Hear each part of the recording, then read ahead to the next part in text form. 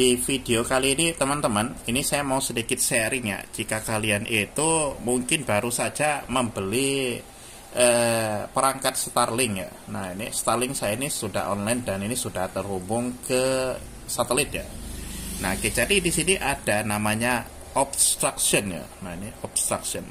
Jadi obstruction ini adalah salah satu fungsi ya.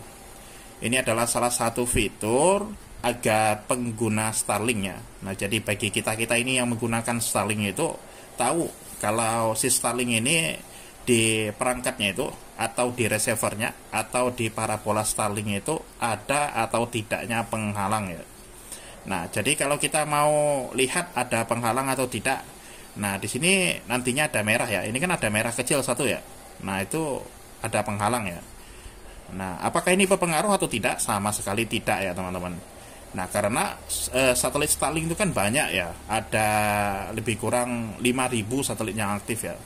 Nah, jadi kalau misalkan di atas ini seandainya ada merah-merah pun, nah tidak begitu kuat merahnya, nah itu masih aman ya. Nah, jadi fungsi dari obstruction ini itu untuk melihat kalau si Starlink itu ada penghalang atau tidak di bagian parabolanya. Jadi kalau misalkan ada merah-merahnya juga, si Starlink ini tetap juga dapat menerima sinyal satelit dan bisa digunakan ya. Nah, asal merahnya itu tidak banyak ya, misalkan sampai 90%, nah itu tidak bisa ya. Atau untuk speed testnya itu agak kurang kencang ya. Nah, jadi kalau misalkan ada mungkin 40% itu masih aman lah, karena si Starlink ini kan banyak satelitnya. Nah, jadi bukan jadi acuan kalau misalkan di sini ada merah-merah gitu kan, ada merah sedikit-sedikit, setitik-setitik itu pengaruh. Nah, itu tidak sama sekali ngaruh ya, teman-teman. Oke, kalau ini kan kelihatan ya, ini kan warna biru semua ya. Ini artinya bebas halangan di atas Starlink punya saya. Nah, jadi seperti itu ya. Untuk ini ya.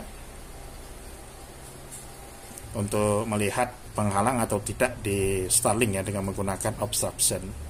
Oke, jadi seperti itu ya teman-teman. Mudah-mudahan info ini bisa bermanfaat.